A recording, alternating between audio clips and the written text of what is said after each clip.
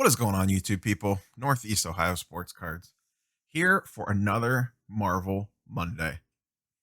That's right. It's the weekly comic book slash non-sports card show.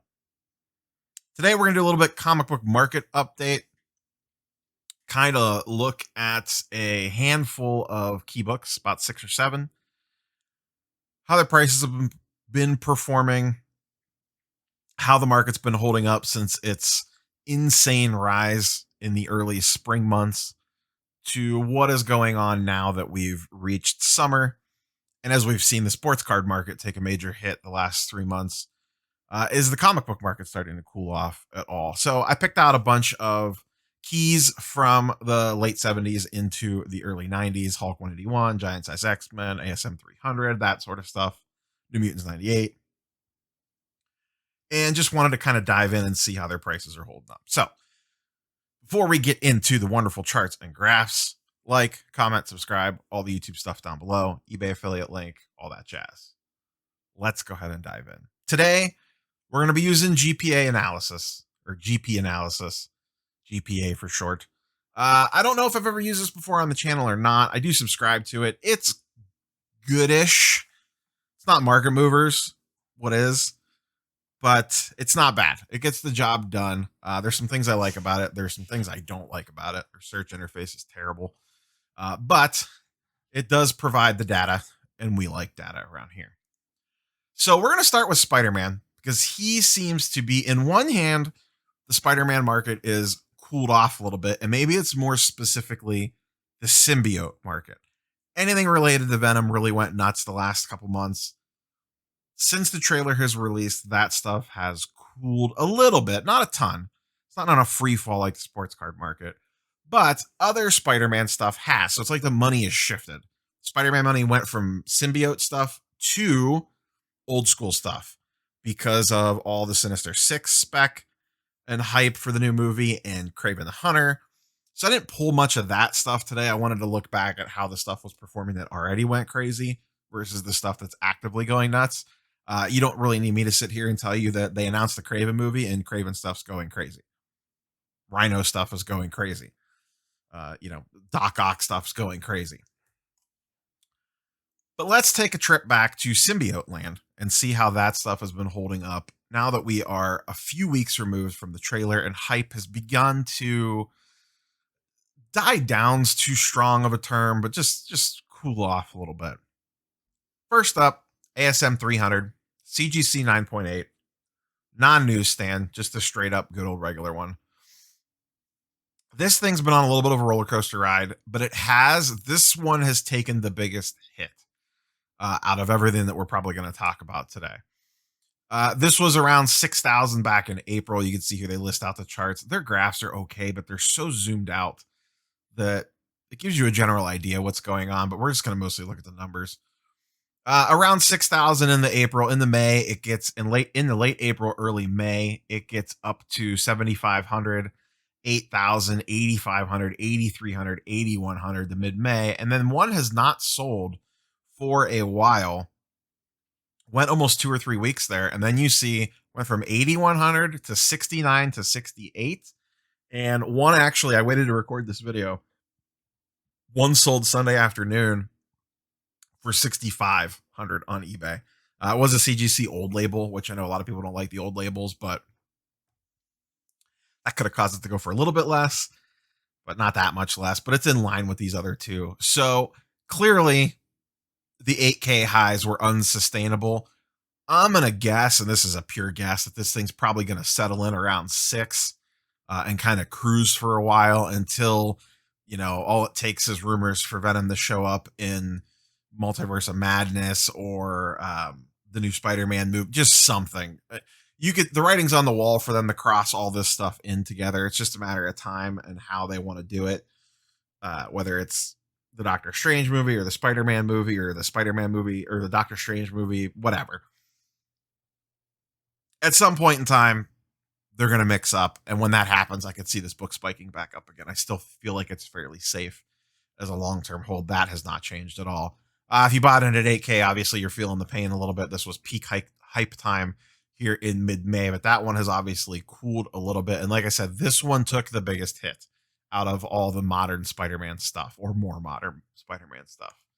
Looking at 252, which is the first appearance of the symbiote, this one's been much more steady. You could see we got to have to go all the way back to February when it went from around 1200, spiked to 15, and then shot up over 2K. And then it's kind of been, there's a couple outlier sales here upwards of 2,500 bucks, but it's basically been right around $2,000 fairly consistently since March. So this one's holding pretty good. This is a fairly lower census count book in a CGC 9.8. There's not none of them, but there's not a ton of them either.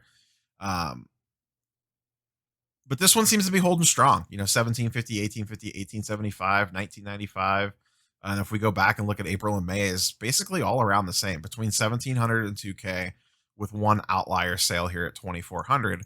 But that seems pretty good to me. And the fact that it's holding strong also seems good to me. I mean, this just sold on Saturday and one on Friday for basically the same price. So this makes me think that maybe 300 got a little overinflated.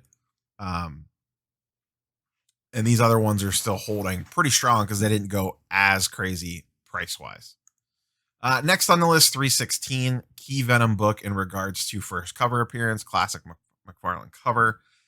Very, very popular if you're going for, all the symbiote and Venom related covers. Same thing here. This one peaked at about 1800 back in late April and has cooled since. It's been floating around 1,500 with one outlier sale here at $1,000. And then right back up to 1,500, 1,300 here. But basically, between 14 and 1,600 over the last month to month and a half, off the highs of 1,800 where it was in late April. But it's still way up from when this was $600-700 back in February.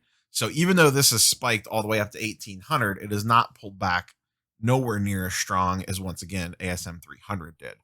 So this one's still holding the line quite well at around that $1,500 price point. So once again, other than 300, these prices have been holding fairly steady, not like huge decreases, but just slow, steady, kind of flattening back out again, which in my opinion is what you want to see in regards to health. Nothing goes up forever. When things keep going crazy like that, it's only a matter of time before there's a natural pullback like we're seeing with 300. Some of this stuff, like I said, we're seeing the smaller pullbacks already. Another one that took a little bit of a hit, 361, first appearance of Carnage. This is a classic case of too much supply hit the market all at one time. These were going north of 1,200, 1,300, 1,400 in some cases. You even see some 1,600 and 1,500 sales. Those are kind of outliers. Most were between 1,200, around 1,200-ish to 1,300-ish at its high. But it has cooled off a little bit, and they are now down to right under 1,000 or right at 1,000 seems to be the going rate. What happened here was, and Swaggle House talked about this, and a few other people have talked about this, is not that many were on the market. People were waiting for the trailer to release to sell their books. The trailer hits, and the market got flooded. Now, this is a higher census count book, so that is the danger with higher census count stuff, is a lot of people can throw them all on the market at one point in time, and that's exactly what happened here. I talked about it before in a previous video as well. Everyone and their sister was listing these things, and it caused the market price to pull back, actually, because there wasn't enough demand.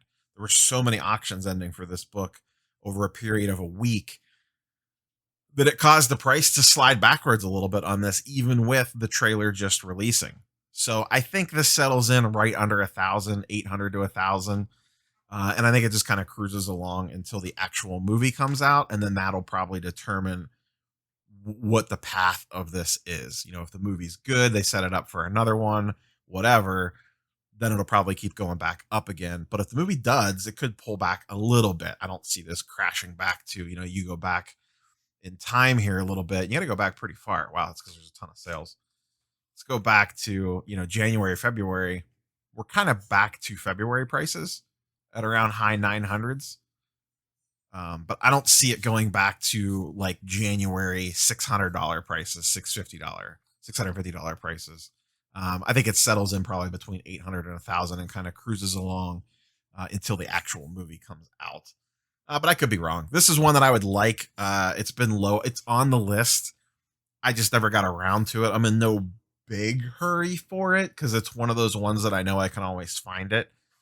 When I put my list together of stuff that I wanted to get, I put the more rare things toward, like I put a 252 in front of this, for example, because it was slightly more expensive, but also a little bit more harder to find. Whereas I know you'll always be able to find ASM 361. Like there's always going to be one available to buy. It might not be at the price you like, but you could always be patient with it because there's always going to be another one out there. Some of this stuff, that's not the case. Next up, Ultimate Fallout 4, going a little bit more modern here in regards to the Spider-Man land. This one peaked up at its high north of 3,000, right around 3,000, 3,300, 3,200, anywhere in that range. And it stuck there for a while in late April, early May. This was the talk of the town. This book kept going higher and higher. Since then, it's leveled out and we have started to see the pullback again. Those highs of over 3,000 to right around 3,000. Now we're back down to 27, 24, 28, 26, 29. Bunch of 27s here in late May. So really since mid-May through June, this has cooled off a little bit. It was consistently going for just under or right at 3,000 for the first half of May. And then the back half of May, it's been between 2,700 and 3,000, basically. More so 27 to 2,800.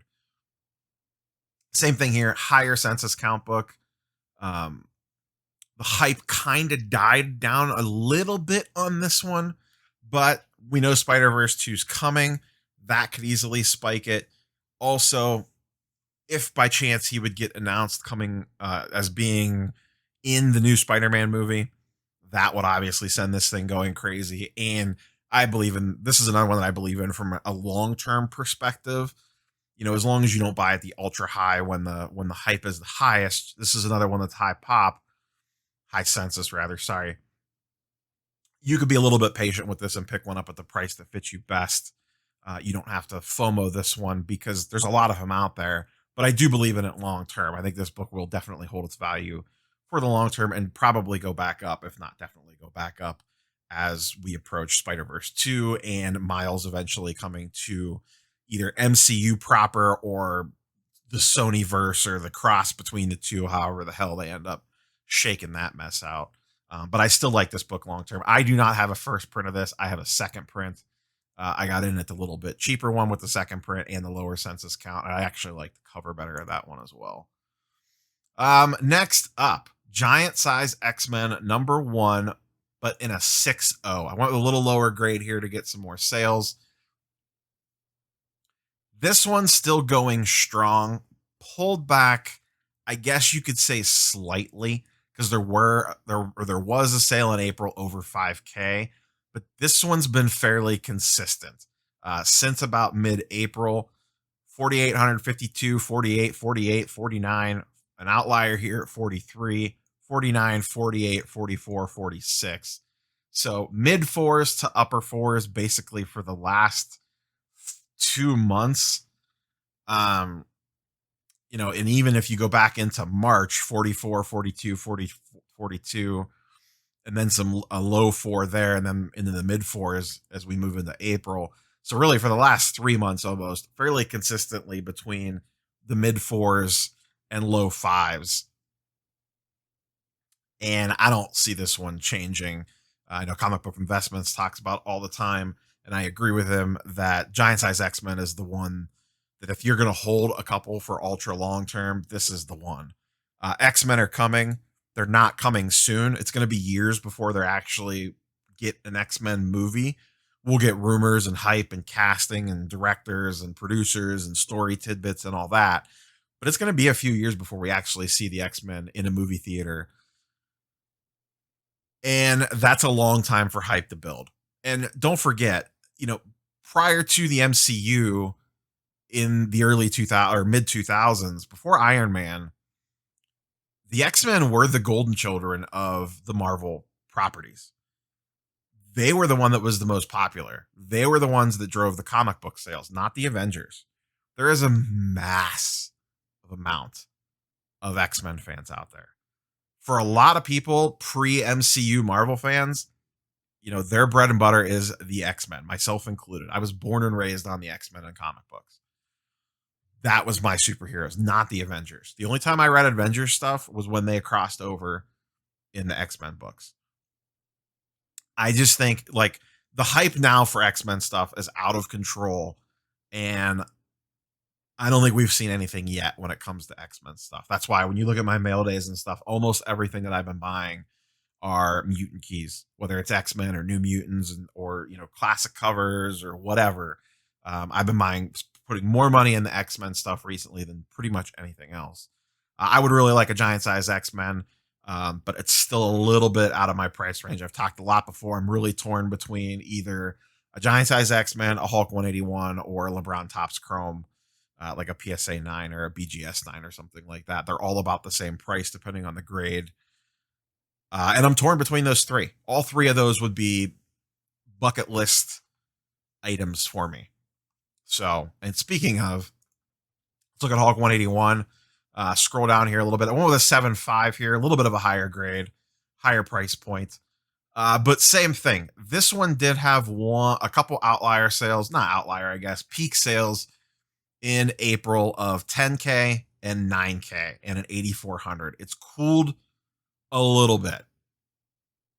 So the hype basically pushed up March into April, peaked mid-April, early May. That's where we get the 10K sale, the 8.4, the 9.1. Then it cooled off as we moved through May and is kind of stabilized at about 7.5. See a 7.6, a 7.8, a 7.7. Just under 7, 7.8, 7.1, 8K, and a 7.5 basically, and then another 8K. So down definitely from its 10 to 9 to 10K high right here in mid-April to mid-May when it kind of peaked, but still chucking along here and actually looks like it's almost creeping back up again, but feels pretty solid there between $7,500 and $8,000 for a CGC 7.5. Rinse and repeat everything I just said about Giant Size X-Men #1. This is, I think, one of the best long-term holds there is in the comic book market when it comes to, your non-Amazing Fantasy 15s of this 70s and 80s era. This and Giant Size X-Men #1, in my opinion, are the two that I would want the most from long-term hold perspectives. You could just buy them, forget about them, and they will always constantly, there'll be ebbs and flows for sure. There'll be peaks and valleys, but in general, when it comes to collectibles, they seem extremely safe to me.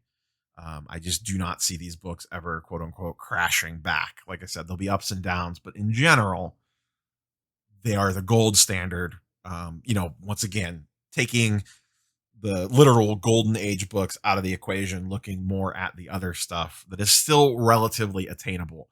An X-Men #1, an Amazing Fantasy 15, Hulk 1, Fantastic Four keys, like from the early days. That stuff is ridiculously expensive. Not saying that a Hulk 181 is cheap, but at 7 to 8K, that's much more attainable for people than $20,000, $30,000, $40,000 for some of even the lowest grade stuff of the truly grail issues.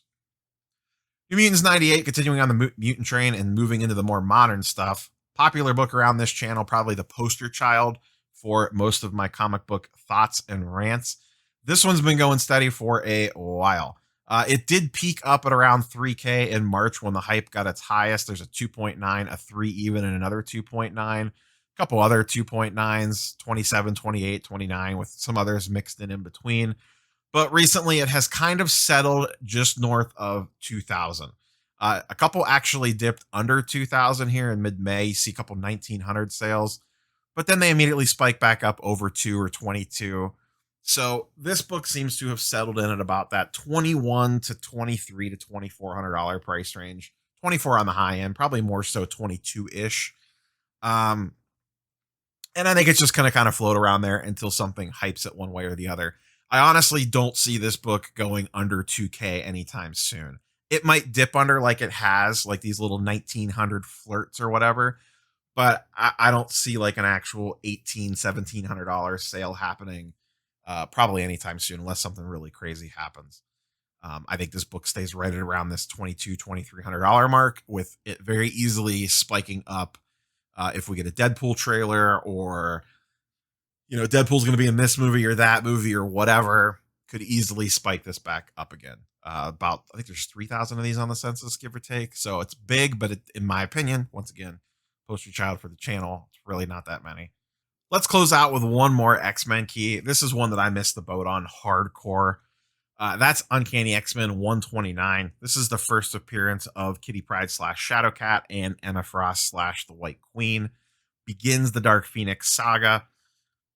Classic, in my opinion, classic cover, classic story. Has everything going for it. Major key with 2 key first appearances, both 2 extremely popular characters that we've already had in movies and will most likely show up in movies again. Uncanny X-Men 129. This thing has gone crazy. If you go back to February, April, readily selling for around $3,000. Mid-April, it jumps to $5,000. Then it jumps to, this is the weird one, a 92.50. That seems a little strange that it would go from 5 to 92. This is a fairly low census in a 9.8. But then you see it settle back down again, 6.6, 6, and then back up to 10. I'm actually, you know what it is? These 2 are probably newsstands. I don't see a separate newsstand listing in GPA for this book. I bet you these 2 are newsstands. That's why the big price spike. Usually they split them out. 6.3, 6.8, $7,000. So continuing to go up. I know a newsstand just sold today. Once again, Sunday afternoon. A newsstand sold today for right around this price. I think it was just north of $10,000. But it was definitely a newsstand, because I saw the price and I was like, wow, that's extremely expensive for that book. And then I realized that it was a newsstand. But the non-newsstands continue to basically set records every time one sells, just about 6.3, 6.8, $7,000. The prices of this book have just gone crazy. I 100% completely missed the boat on this. Probably should have I had the opportunity to buy one in a 9.6 for $1,400 a few months ago, and I passed. And that was a massive mistake. Whoops.